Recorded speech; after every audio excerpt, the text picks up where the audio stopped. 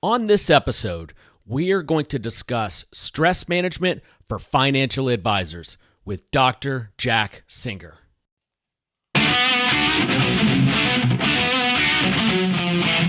This is the Resilient Advisor Podcast, the show for high-performing financial advisors. We bring you the best practices of the industry's top performers so that you can build resilience in your business and your personal life.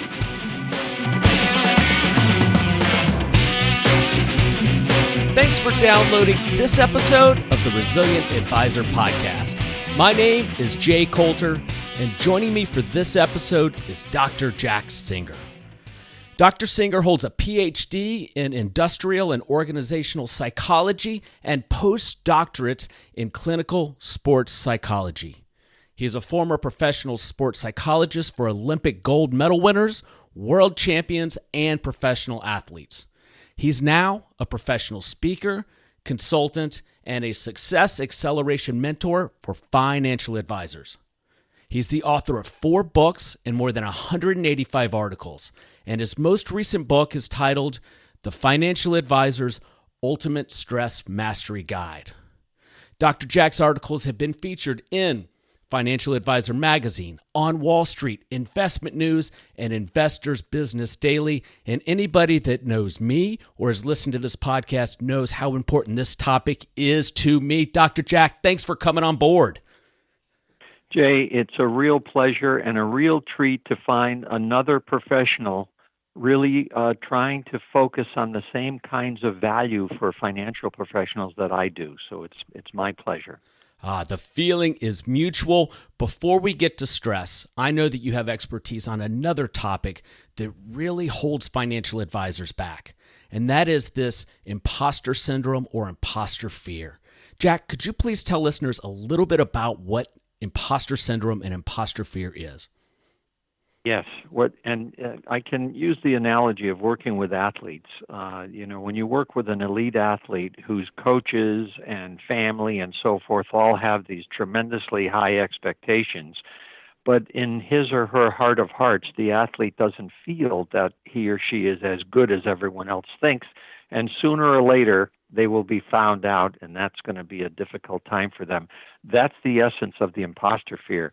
If we use a poker metaphor, it's like everybody around the person, the financial advisor, believes that he or she is a straight flush or a royal flush, but inside he feels like a pair of sixes. And when I get found out, that's when it's going to be embarrassing and mortifying.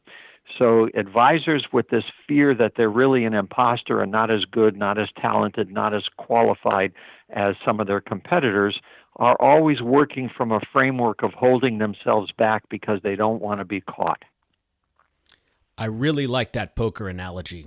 And I tell you, the reason this topic fascinates me is I'll sit down in my consulting practice with a multi-million-dollar producer who doesn't feel that they're good enough. They don't feel that they are operating at the level they need to be operating at, and they feel like they're going to be found out to be a fraud.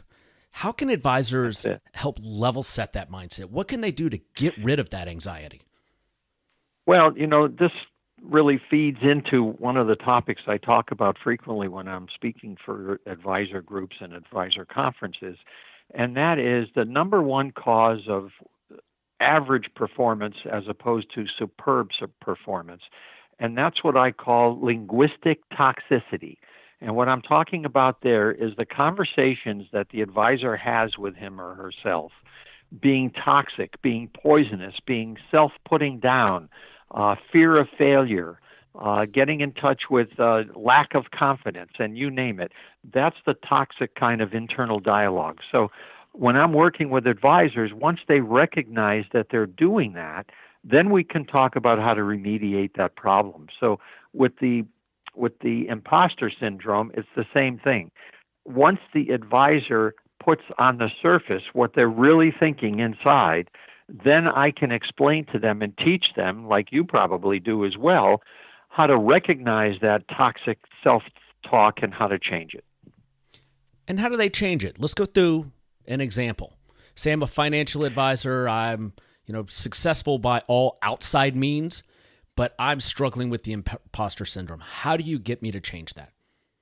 Okay, so I'm going to give you an example of that. And actually, for your listeners, if they email me at the end of listening to this, I will send them what I'm telling you now so they'll have it in writing right in front of them. I call it How to Develop Mental Toughness. So it's a several-step process. The first step in the process is to recognize the triggering conversations you're having with yourself. What statements are you saying to yourself that actually trigger this kind of imposter syndrome? So you write down some of those statements. So one of them could be, I can't handle difficult clients and they know it, and I'm embarrassed whenever they call. That could be a triggering statement. Or a client is on the phone that I have a lot of difficulty with and I'd like to avoid talking to that client.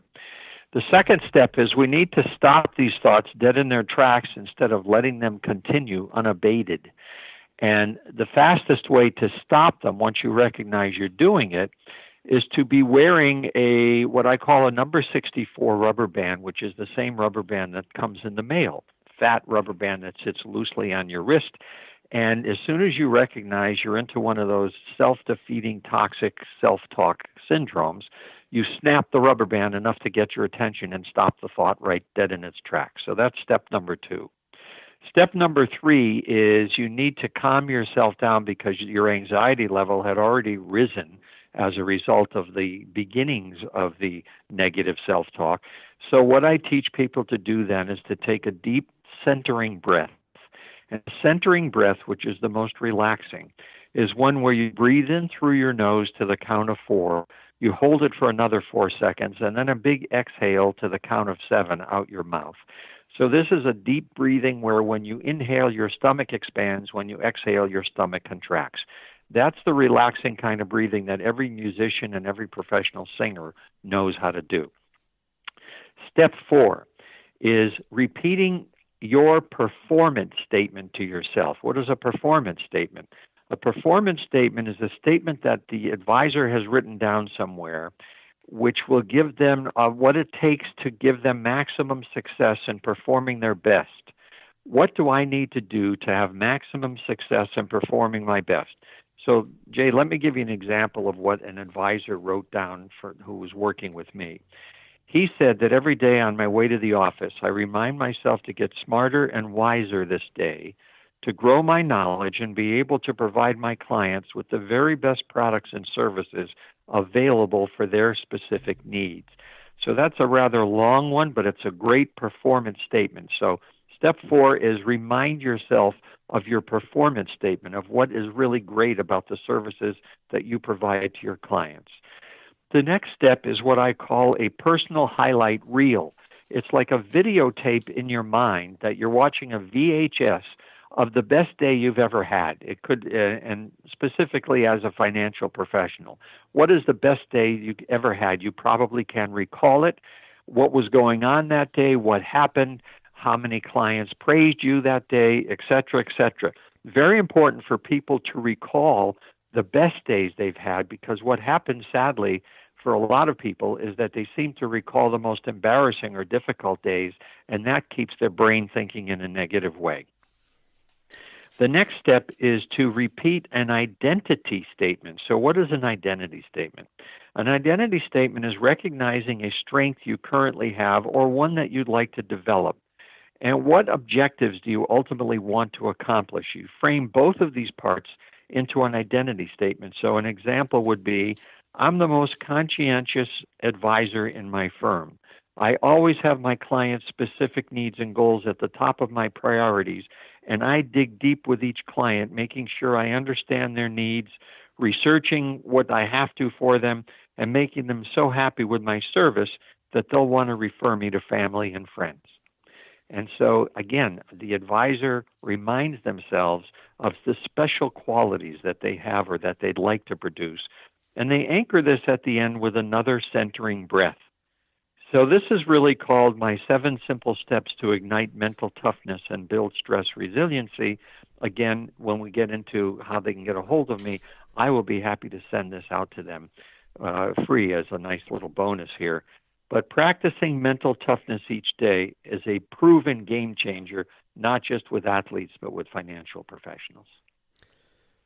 7 very clear steps. Dr. Jack, why don't you go ahead and give them that email address in case they want to take action right now? Sure. They can go to drjack@advisingtheadvisors.com and just, give me a note that they'd like a freebie or some of my freebies, and I'll get them on a list to do that. Great. Now, let's transition. Dr. Jack, you mentioned that there's really no such thing as stress. That is an absurd statement to somebody who is struggling with stress. Tell us about it. Well, let me explain that. Stress is really a myth because people think that events in your life cause stress. So, for example, with a financial professional, the market tanks. The advisor understands that means that several clients will call concerned about their portfolios, or why did you put me into this investment right before the market tanked? Why couldn't you predict this? Et cetera, et cetera. None of that causes stress. What causes stress is how the individual interprets the event inside his or her head, what they say about the event. So if they say, oh my gosh, the market is doing this and I know so-and-so is going to be really upset and going to call me, that causes stress. Interestingly, people have a choice of what they're going to say to themselves, because an advisor could just as easily say to him or herself, okay, the market tanked, and I've been proactively teaching my clients to be prepared for these moments. That's why I put them into certain strategic positions in their portfolio. And if anyone calls me, I'll explain again why we did that. So that would not cause stress. So you see, the events don't cause anything. The emotions are caused by what we say to ourselves about any event that takes place in our life, Jay. So let's talk about some prevention or proactive measures that an advisor can use when dealing with that type of stress. Well, the first thing they need to do, again, is they need to recognize the triggering thoughts that lead to the stress. And there are several steps they can take in addition to the ones that I gave you before about I'm sorry for that disruption. I forgot to shut off another phone. But I can certainly give you many other steps in addition to the ones that I told you about before in terms of things they can do. But one of the most important things they can do, Jay, is they can begin to develop an expectation in their minds that research for the past 40 years has shown that people in financial services, when they develop this expectation, their career skyrockets. And so would you like me to share what that expectation is right now? Absolutely. Okay. This is called having an optimistic expectation as opposed to a pessimistic expectation. And let me tell you what I mean by that. When I talk about expectations, I'm talking about what someone expects to happen after an unfortunate event takes place in their lives. So let's take another unfortunate event for a financial advisor. One of his clients says, I've decided to move my assets under management to another advisor. All right, so that's an unfortunate event. Someone with a pessimistic explanatory style or expectation style is liable to say to him or herself after that happens, this is my fault. I screwed up with the client. I should have done this and that. I haven't prepared. What if all the other clients decide not to use me? I may be out of business before I know it. That's a pessimistic expectation, where you look at the event as being permanent, reflective of how you mess up in general, and there's nothing you can do about it. On the other hand, research has shown that people who develop an optimistic explanatory style for lousy events might say something like this. Okay, this client was unhappy for these reasons. I don't take that personally. I understand that. In fact, this is a client that I can probably do better without anyway because the person is toxic and causes stress every time they call. I will take what I need to from this, learn from it, move on with my other clients, and everything's going to be fine. This is not reflective of my general work ethic or my general performance at all. This is a temporary setback. That's the key difference. And that research has replicated itself in many, many industries with salespeople, but it started with financial professionals, showing that the key differentiator between really successful ones and average performers is the ones who develop an optimistic explanatory style for unfortunate events are the ones who really continue to blossom and succeed. Is that the concept of learned optimism from the field of positive psychology?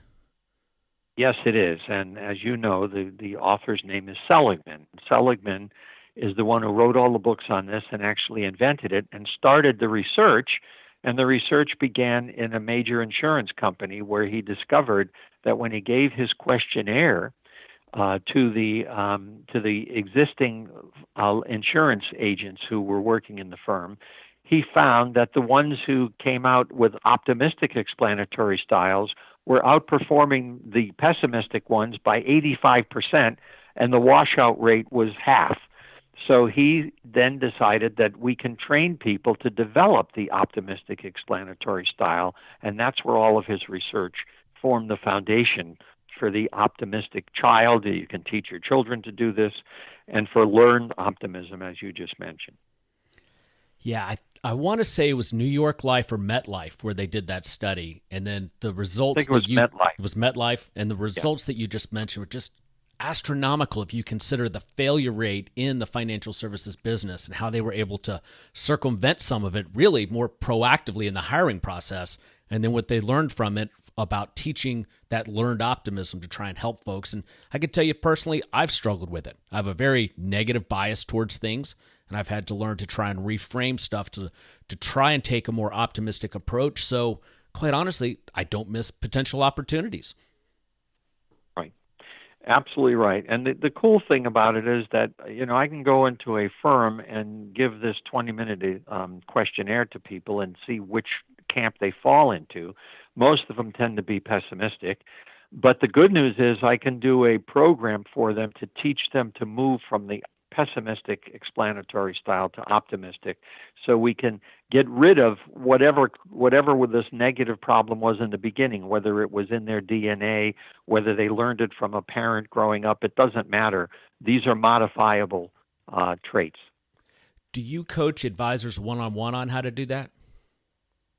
Yes, I mentor advisors one-on-one, but obviously there are only so many hours, so I have very limited hours available for that. But what I prefer to do is to go into a firm and coach the whole firm on that at one time. I also, and we can talk about this later if you want, but I also have a course online that teaches all of this. This is a 6-module course that expands dramatically on what I'm telling you here, and they can get 12 continuing education credits for it. And is this learned optimism the single trait that differentiates most successful financial advisors, in your opinion? Yes, it is. And the reason is because the learned optimism encompasses everything else that we know about helping people overcome anxiety. And that is getting in touch with your self-talk, your conversations that you have with yourself, and how to begin to change those from toxicity, like I talked about before, to what I call linguistic nutrition, healthy self-talk. Linguistic nutrition. I love it. So does some of your work have a basis in NLP? Yes, NLP is a big basis of what I do. In fact, a lot of what I do in my mentoring with people is I make hypnotic recordings for them to help them overcome the issues they have and move forward, just like I did with Olympic gold medal winners, to help them stay focused and calm in the face of the biggest stress they ever had, which was worrying about how they would compete in the Olympics. So if somebody wanted to learn more about NLP and if it made sense for them and their business, who are some of the thought leaders in that space, in your opinion?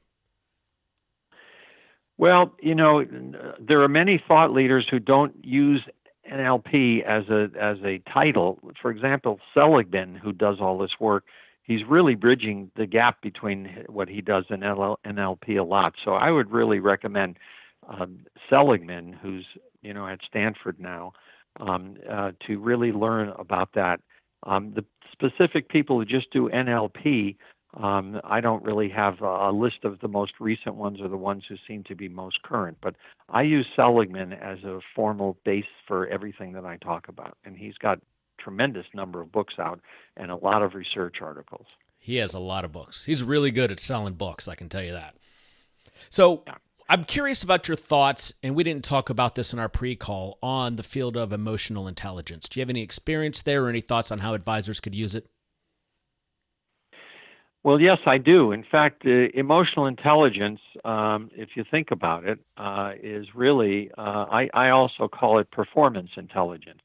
And what that means is performing your best when it matters the most, and bringing your A game consistently, using your strengths, your talents, and your skills at the right time in the right place with the right form. And I have a little formula that works for whether you're an elite athlete or whether you're a financial advisor, and that is your performance at any time always equals your talent plus your experience minus your distractions. And the big number one distraction is this negative, toxic self-talk. So if we can keep that to a minimum, an advisor's performance will always be reflected by their talent plus experience. But if they do not control the self-talk, and that's a big number, their talent will never show in their performance, and that's the key. So when we talk about unlocking performance intelligence or emotional intelligence, it's becoming aware of the negative talk that leads to your emotions and what to do about it. And I actually talk about the 3 R's to embrace the 3 R's. One of them is recognize the toxic self-talk habits you have, reframe those habits with nutritious self-talk that I just talked about, and finally, re-energize yourself with optimistic self-talk. If you do those 3 things, then you've really enhanced your emotional intelligence dramatically, where you understand how to communicate with people better, like new clients when you're prospecting, because people who really get their own emotions and know what triggers negative or positive emotions really enhance their emotional intelligence. In a 2014 study released by the American Psychological Association, they reported that 77% of Americans struggle with the physical effects of stress and 72% struggle with the emotional effects of stress. This is such an important issue, and I found in my own work that financial advisors struggle with stress on a higher frequency than most people. Dr. Jack, the work you're doing is fantastic, and you really help a lot of people with the platforms, products, and courses that you create. Tell our listeners how they can find out more information about you and those programs. Well, thank you, Jay. And of course, you're doing the exact same work, which is why the two of us really are linked here, and it's wonderful. They can easily, well, there's a lot of things they can do. They can go to advisingtheadvisors.com and read about, what I'm doing with advisors.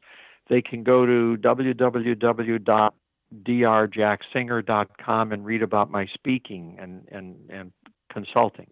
They can go to www.developthemindsetofachampion, and that will tell them all about this 12 continuing education credit e-course that I have, which expands on this and has everything that I know to help people with their stress in the financial advising services.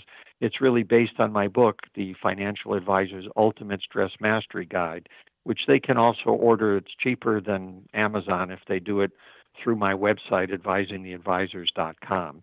And once again, if they want to contact me for some of these free things like the mental toughness thing, or even if they want a free consult with me for 20 minutes on the phone, I'll do that for your listeners. They just have to contact me. My phone number is 949 area code 481-5660. I don't use a secretary because I want it to be confidential. So if I don't answer, just leave your name and number clearly and slowly. Tell me you heard me on Jay's show, and I'll call you as soon as I can and give you a free consultation. So we can do that, and we can give them these handouts for free. They can get on my list for articles. I want to do whatever I can to enhance the mental health and mental wealth of financial advisors. I love it. Dr. Jack, you're a man after my own heart there. Thank you so much for coming on the podcast. It's my pleasure, and it's exciting to be on the same page with someone like you, Jay. Thank you so much for inviting me. Hope we can do it again one day.